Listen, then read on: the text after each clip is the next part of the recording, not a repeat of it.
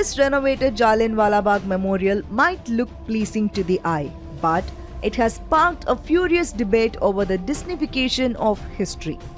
Why has the renovated memorial inaugurated by Prime Minister Modi sparked such a massive outrage?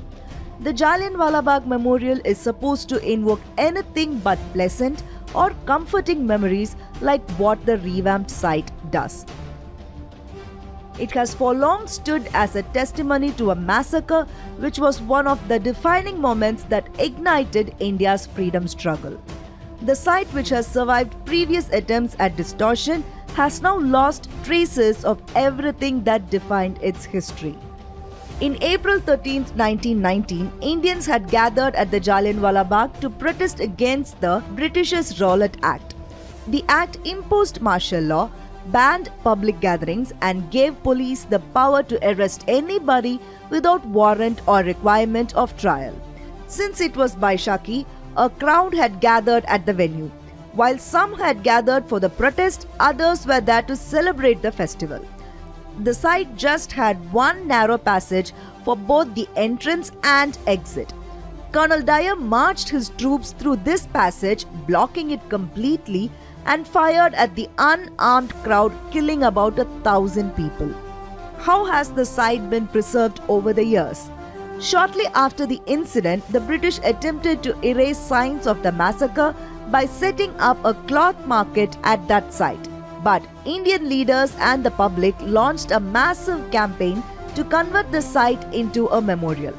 A fundraising campaign led by Mahatma Gandhi and Madan Mohan Malviya collected over 5,60,000 rupees within 1 year.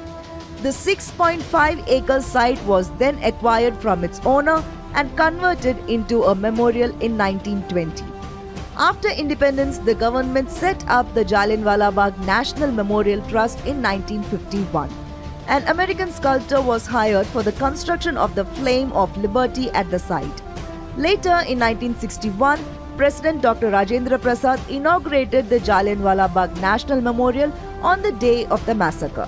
Though maintenance works have been carried out at the site in the past, historically significant landmarks like the narrow passage and the bullet-riddled walls were left untouched to reflect the somber reality of the massacre.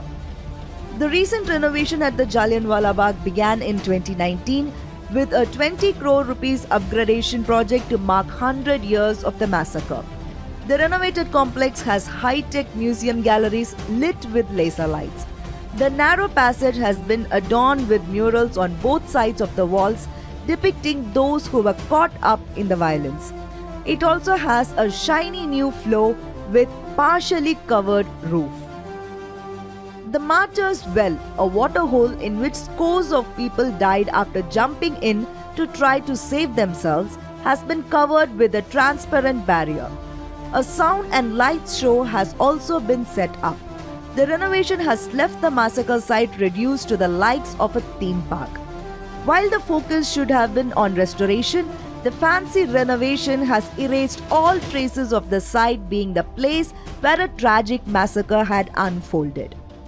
Several historians, including Kim A. Wagner, have slammed the renovation of the site as insensitive and an insult to the martyrs.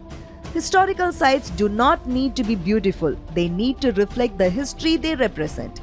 The Union government should have taken cues from the Holocaust Memorial in Berlin, which has managed to retain the essence of history despite restoration. Sadly, the government's bid to bask in all pomp and grandeur has led to a distortion and erasure of history. What is alarming is the fact that this erasure of history has been perpetrated by the very government that had been entrusted with ensuring its preservation. A Federal Report.